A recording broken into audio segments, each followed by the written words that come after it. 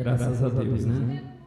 Eu cumprimento a amada Igreja de Deus com a doce paz do Senhor, Salvador Jesus Cristo. Cumprimento os nossos pastores, presbíteros que estão na nossa retaguarda, as cantoras, povo de Deus, que estão cooperando nesse trabalho aqui na frente, né? Vasos usados por Deus com a doce paz do Senhor. Que essa paz permaneça em nossos corações até o dia da sua vida.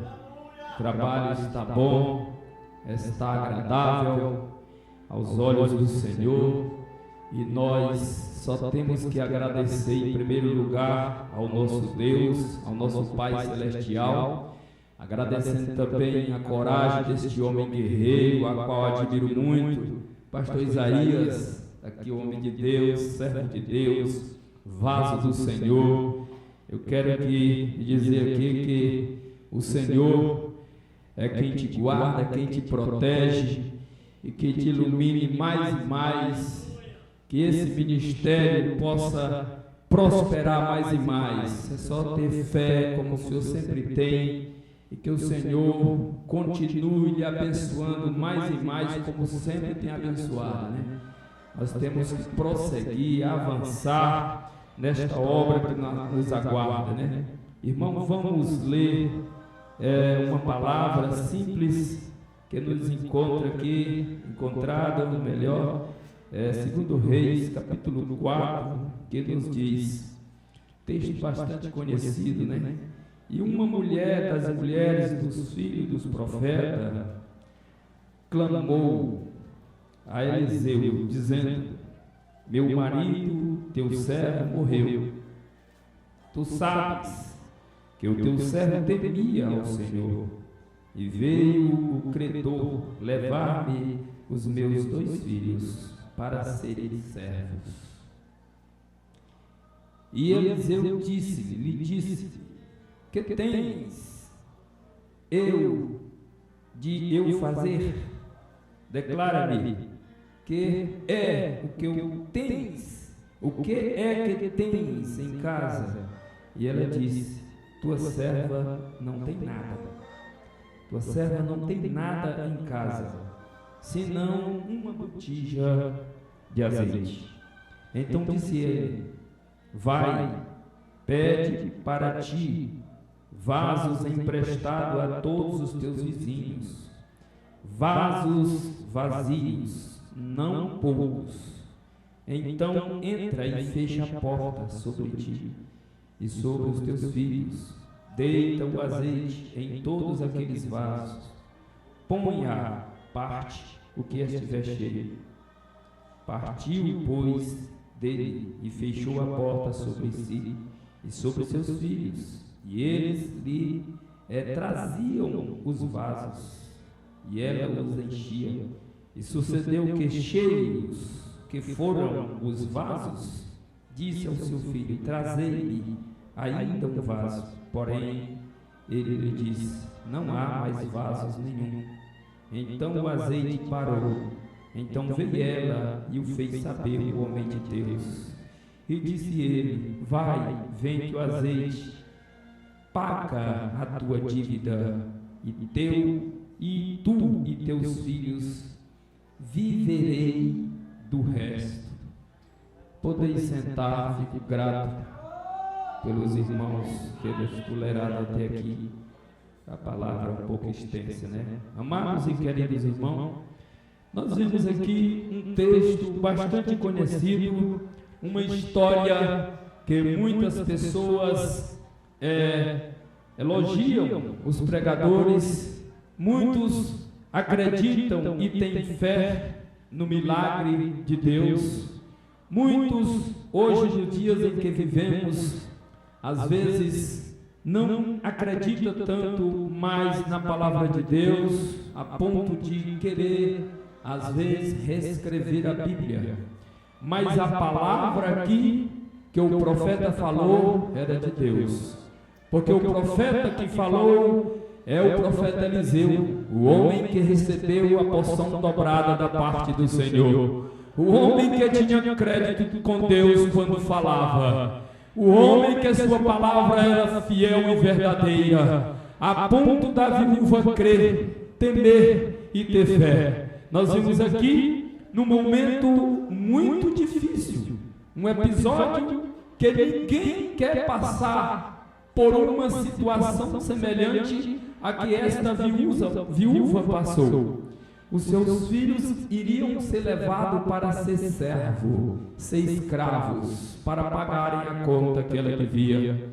Mas o salmista escreveu dizendo que Deus é pai do órfão e é juiz da viúva. Deus se compadeceu daquela mulher que estava com o espírito quebrantado diante de Eliseu, que ali simbolizava o homem de Deus, simbolizando o próprio Deus, porque era o homem que andava com a palavra de Deus. O homem que tinha crédito quando falava, Deus cumpria, porque tinha crédito com Deus.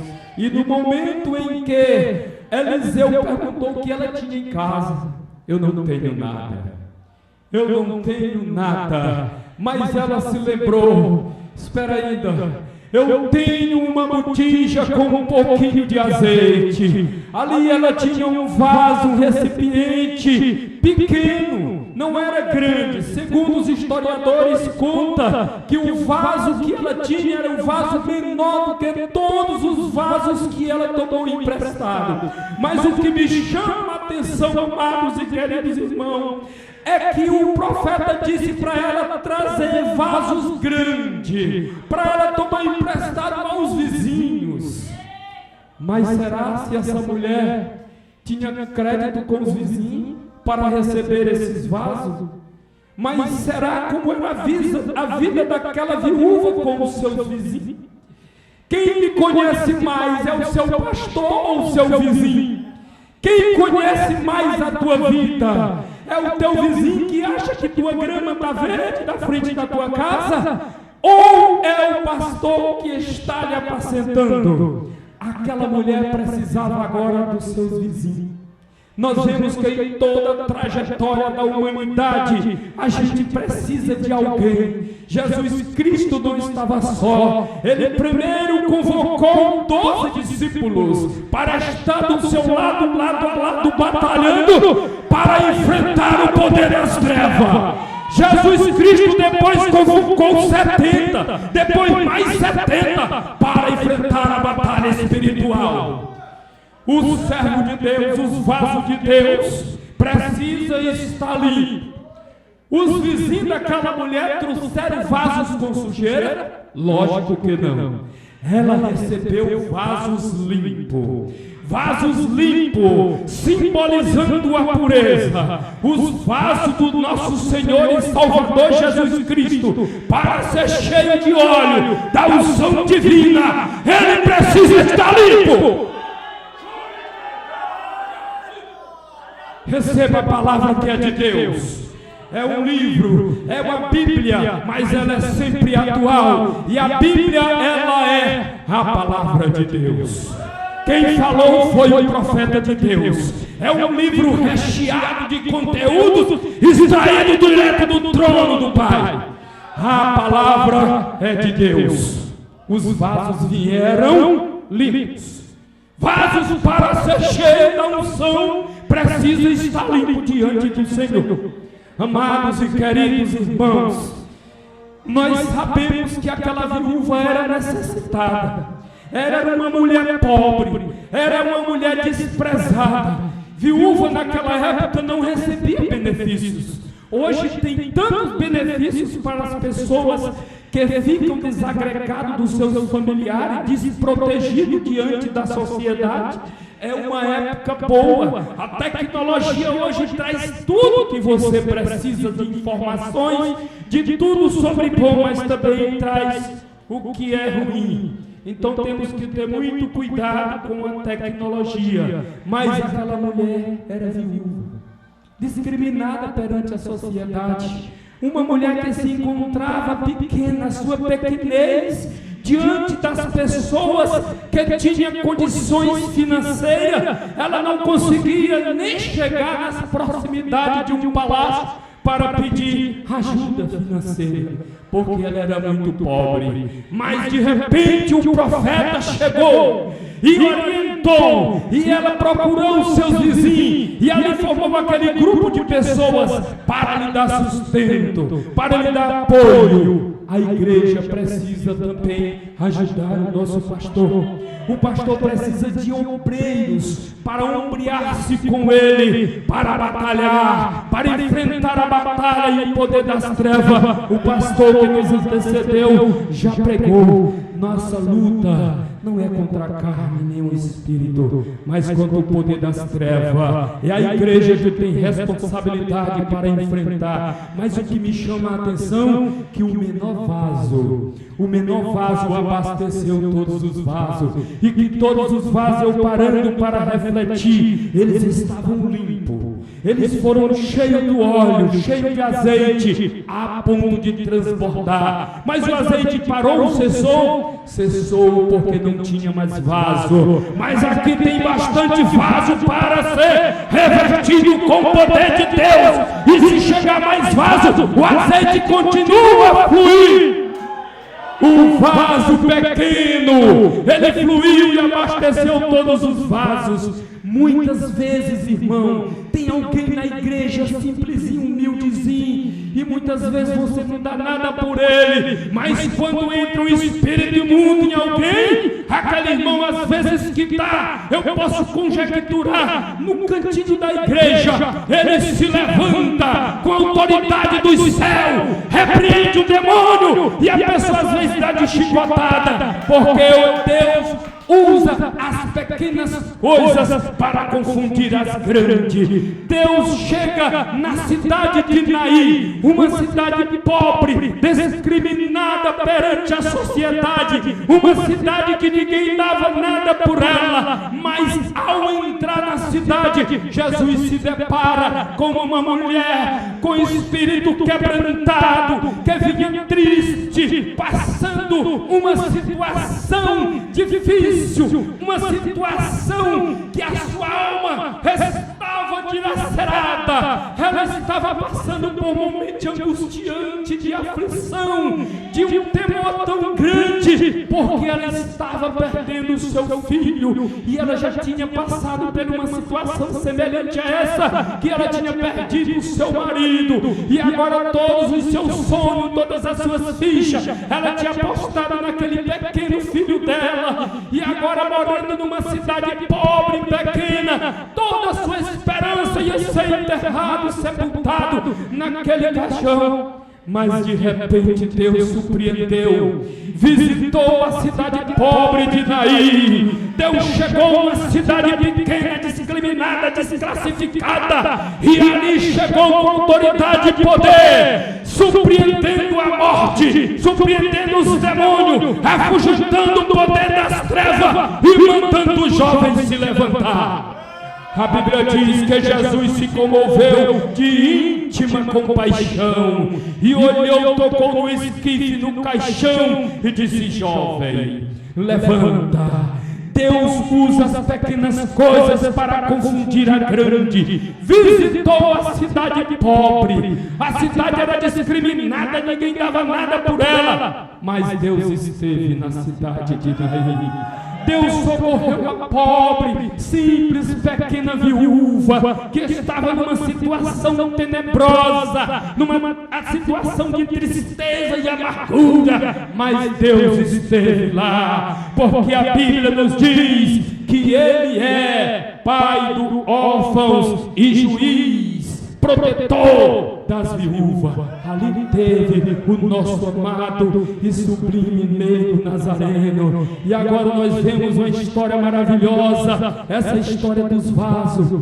Irmão, os vasos foram cheios, simbolizando a simplicidade em que Deus usa. Deus usa as pequenas coisas. Nós sabemos que nos menores frascos é conteúdo das melhores fragrâncias. Deus usa um pequeno adolescente, um jovem que não tinha arma, não tinha cavalos possante, nem espada, não tinha capacete, não tinha escudo, todo desprotegido das vestes de um guerreiro, e vai enfrentar um enorme gigante. Deus usa as pequenas coisas para confundir as grandes. Um grande duelo, e ali Davi prevaleceu e foi triunfante com uma pequena funda e as pedrinhas que ele pegou na margem do ribeiro. E Deus usa aqui uma pequena botija para abastecer vários vasos. Aqui tem vários vasos para ser usado por Deus, mas eu quero dizer que são muitos vasos que são usados de várias formas, mas o oleiro é um só. O oleiro é o mesmo que pode usar todos os vasos que tem aqui. É um único oleiro, são vários vasos com um único oleiro, e o objetivo de um oleiro é que todos sejam usados e cheios da unção divina. Eu serei breve, irmão, que o tempo já está um pouco avançado, mas segure mais um pouquinho aí, só mais um pouquinho. Nós vimos aqui que aquela viúva pagou as suas contas e salvou a vida dos seus 2 filhos que iam ser escravos. Jesus Cristo, Ele quer te tirar da escravidão. Jesus Cristo quer te encher da sua unção, para que você não vá para a escravidão, para que você não vai ser servo do mundo. Saia do mundo, porque o mundo, a Bíblia diz, de jatos maligno não serve. Os manjares do mundo não servem para nada. Nós sabemos que a palavra do Senhor, quem tem a palavra é os crentes que andam com a Bíblia debaixo do braço. Quando Jesus começou a pregar lá em João capítulo 6, se me falha a memória, Pedro chegou e disse: mestre, a palavra é dura, a palavra tua é pesada. E Jesus olhou para Pedro e mandou ele também.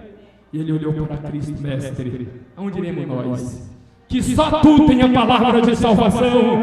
Mas a palavra de salvação Cristo Jesus passou para a igreja, ordenou ir e pregar o evangelho a toda criatura. Quem está com a palavra é os crentes.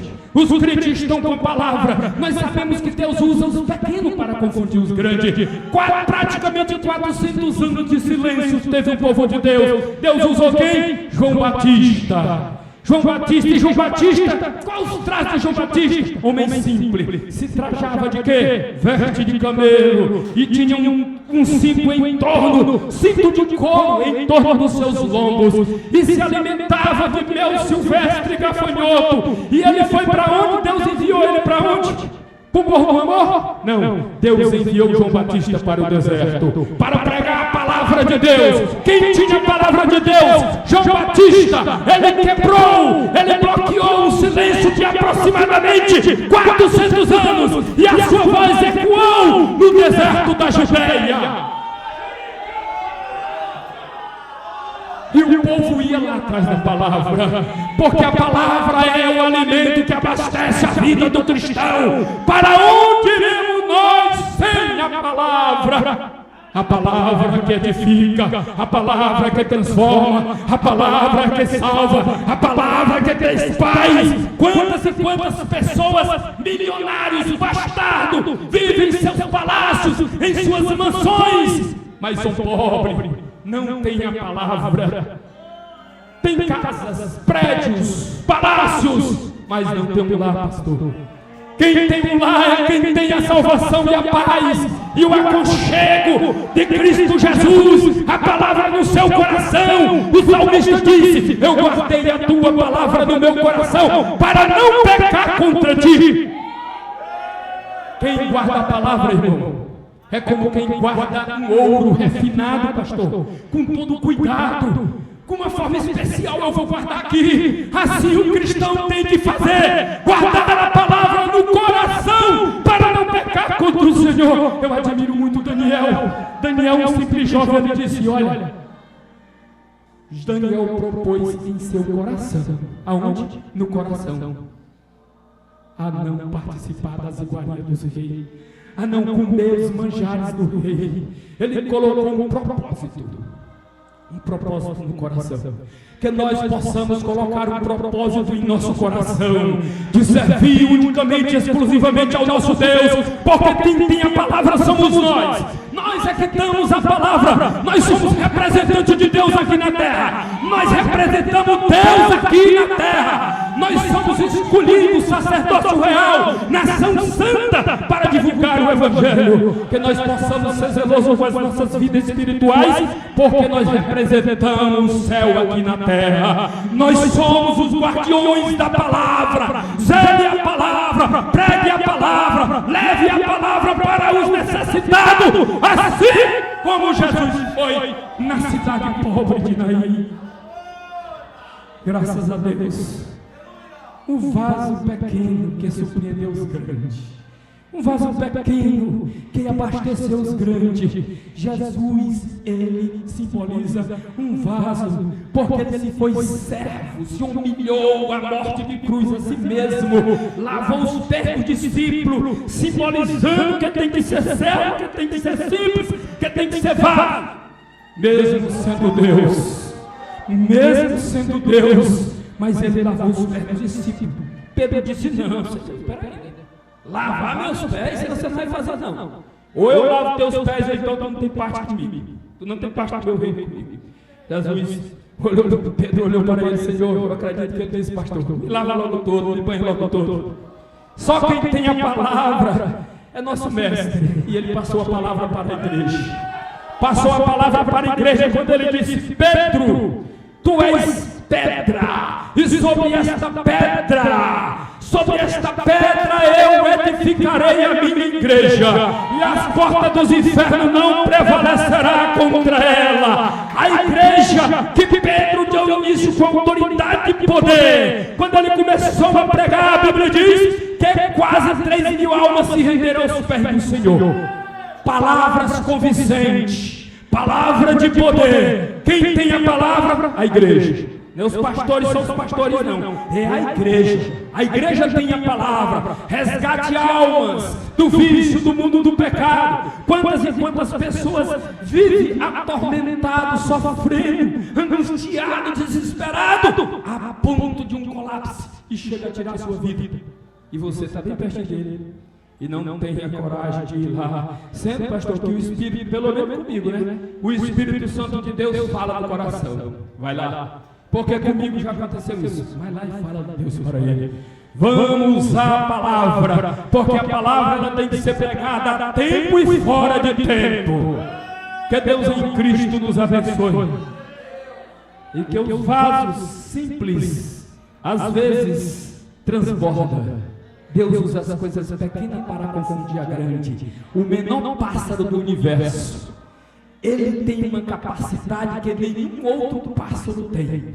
Embora a águia tenha uma visão extraordinária, seja rápida e veloz para conseguir tragar a sua presa, mas ela não consegue parar no ar como um beija-flor. O beija-flor consegue bater as suas asas em milésimo de segundo, várias e várias vezes, e consegue se equilibrar parado no ar. Assim a vida do cristão. Tenha o equilíbrio em meio de tempestade de coisas ruins que o cristão vive. Equilibre a sua vida espiritual. É o que o cristão precisa, para que você seja simples, mas seja abastecido com o poder que vem do alto. Que Deus em Cristo nos abençoe e agradeço a oportunidade.